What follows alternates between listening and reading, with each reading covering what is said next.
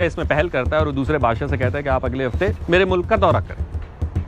दूसरा बादशाह जब पहले बादशाह के मुल्क पहुंचता है तो वो देखता है कि बहुत खूबसूरत मुल्क है, बहुत जरखेज मुल्क है, लोग काम कर रहे हैं, उसका इस्तकबाल भी बहुत ज़बरदस्त किया जाता है, बड़ी मेहमान नवाजी से सारी कौम पेश आती है। कोई उसकी चप्पल उठा रहा है, कोई उसके लिए दस्तरखान लगा रहा है, कोई उसके हाथ धुला रहा है, कोई खाना पेश कर रहा है। ये बादशाह, पहला बादशाह दूसरे बादशाह को अपने मुल्क की सैर कराता है, शिकार करवाता है, बड़े अच्छे से उसका पूरा विजिट करवाने के बाद जब वो उसे रुखसत कर रहा होता है तो वो उसे मजीद कुछ शौक होता है अपनी बादशाही दिखाने का। तो वहां जितने लोग उसको रुखसत करने आए होते हैं वो उन्हें बुलाता है और वो कहता है कि कपड़े उतार दो, और सारे लोग फौरन से अपने कपड़े उतार देते हैं। फिर पहला बादशाह दूसरे बादशाह की तरफ देखता है एक फखरिया अंदाज से और कहता है कि देखी मेरी बादशाही। दूसरा बादशाह इंप्रेस हो जाता है, वो कहता है ठीक है, अगले हफ्ते तुम मेरे मुल्क का दौरा करो। अब अगले हफ्ते पहला बादशाह दूसरे बादशाह के मुल्क जाता है तो वो देखता है उसका मुल्क भी काफ़ी बड़ा है, बहुत जरखेज है, लोग काम कर रहे हैं और उसका इस्तकबाल भी उतने ही अच्छे तरीके से पुरतपाक अंदाज में किया जाता है, मेहमान नवाजी का मुजाहरा किया जाता है। ये बादशाह उसको अपने मुल्क की सैर कराता है, कहीं लेके जाता है और कहीं नहीं लेके जाता है। लेकिन पहले बादशाह को कुछ कमी सी महसूस हो रही होती है, वो कुछ खास मुतासिर नहीं होता दूसरे बादशाह से। जब ये जाने लगते हैं तो दूसरा बादशाह वहां खेतों में एक बूढ़ा कमजोर शख्स काम कर रहा होता है, तो उसको आवाज देता है कि यहां आओ। जो बूढ़ा शख्स इन दोनों बादशाहों के सामने आता है तो दूसरा बादशाह उसे कहता है कि अपने कपड़े उतारो। वो कमजोर शख्स ये सुनते ही बंदूक उठा लेता है अपने ही बादशाह पे और उसे कहता है कि तुम मेरे बादशाह इसलिए हो क्योंकि तुम मेरी जान, मेरी माल, मेरी इज्जत के मुहाफिज हो, और अगर तुम मेरी जान, माल और इज्जत पे हमला करोगे तो मैं तुम्हें भी नहीं छोड़ूंगा। मैं तुम्हें बादशाह मानता ही इसलिए हूं क्योंकि तुम मुहाफिज हो। दूसरा बादशाह पहले बादशाह की तरफ इशारा करता है और कहता है देखी मेरी बादशाही।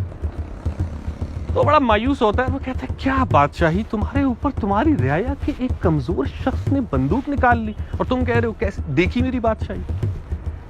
तो फिर दूसरा बादशाह उस पहले बादशाह को कहता है कि तुम जिन पे राज करते हो वो बेचारे भूखे, मजबूर, मुफलिस लोग हैं, और मैं जिन पे राज करता हूं वो खुद राज करने के अहल हैं।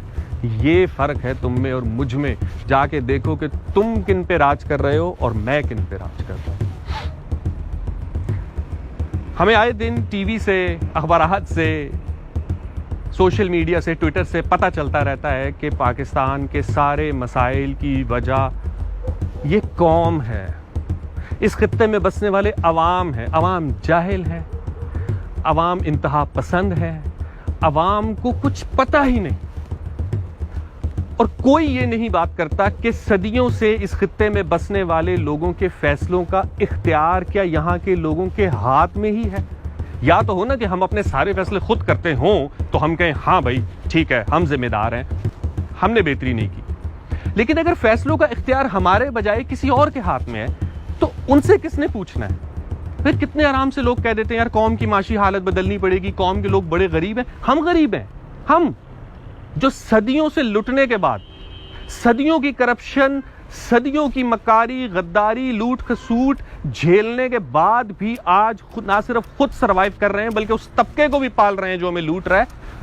हम गरीब हैं, हमारी गरीबी में, हमारी गुर्बत में हमारा कसूर है। जुडिशरी के लोग, लॉयर कम्युनिटी के लोग बड़े आराम से बाहर आके कहते हैं कि यार इंसाफ नहीं मिल रहा, सिस्टम इंसाफ नहीं होने दे रहा। तो भैया आपकी जिम्मेदारी थी ना इंसाफ देना। और अगर आप सिस्टम में बैठ के अवाम के लिए काम नहीं कर सकते, मान लिया जुडिशरी में रह के आपको बहुत सारे मसाइल हैं कि आप इंसाफ नहीं दे पा रहे, तो छोड़ दें। आप 30-30 साल की नौकरी क्यों कर रहे हैं, तनख्वाह क्यों ले रहे हैं, पेंशन क्यों ले रहे हैं, वो सारी पर्क्स एंड प्रिविलेजेस, वो रिस्पेक्ट, वो एहतराम क्यों समेट रहे हैं, जबकि आप वो काम ही नहीं कर रहे जो आपके जिम्मे है। ये तो आपको इंसाफ दिलाने के लिए आपको ये सब चीजें दी जा रही है ना। जब आप इंसाफ ही नहीं दे रहे तो आप इस चीज के हकदार ही नहीं है, आप छोड़ दें ना। सबको पता है कि इस मुल्क में लोगों के मसाइल की असल वजह सिस्टम है, तो सिस्टम के कुछ लोग मुतासरा हैं और कुछ लोग बेनिफिशियरी, अक्सरियत बल्कि मुतासरा है। आप सिस्टम के बेनिफिशियरी हो के सिस्टम के मुतासरा लोगों को, विक्टिम्स को कहेंगे कि वो जिम्मेदार है अपनी बदहाली के। एक आर्टिस्ट उठता है, वो बड़े आराम से, उससे आप सवाल करें कि भैया आप अच्छा कंटेंट क्यों नहीं बना रहे, लोग यही देखना चाहते हैं। लोगों का टेस्ट अगर बुरा है तो लोगों का टेस्ट किसने बनाना था? आपने। हमारे उलमाओ मशाइख चंदा भी लेते हैं, इज्जत भी लेते हैं, गद्दियां भी संभाली हुई हैं, इतने इतने इनके प्रोटोकॉल्स हैं, और ये तकरीरों में क्या कहते हैं? माशरे में गुनाह फैल गया, अवाम खुदा से दूर हो गई है, दीन से दूर हो गई है, तो उनको करीब किसने लाना था? आपने। सर ये आपकी ड्यूटी थी, आप फेल हुए। आप कब अपनी नाकामी तस्लीम करेंगे कि हम इतने अरसे तक ओहदों पे रहने के बावजूद, तनख्वाहें, मरात, इज्जत, एहतराम समेटने के बावजूद अपना काम ठीक से नहीं कर सके?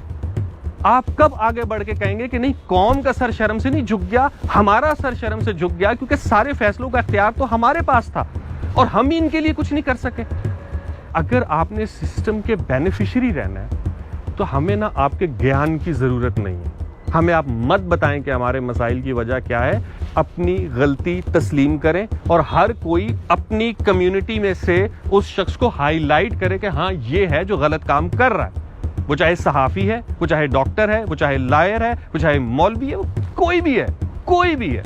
जो सिस्टम का बेनिफिशियरी है वो फिर आपका नहीं है, वो फिर सिस्टम का बेनिफिशियरी है, वो फिर ऑप्रेसर है और आप ऑप्रेस्ड है। सो इसलिए उनको अपना नुमाइंदा समझना या उनको अपने लिए निजात दहिंदा समझना सरीहन बेवकूफ़ी है, और यही बेवकूफ़ी शायद हमारी इस बदहाली की जिम्मेदार है।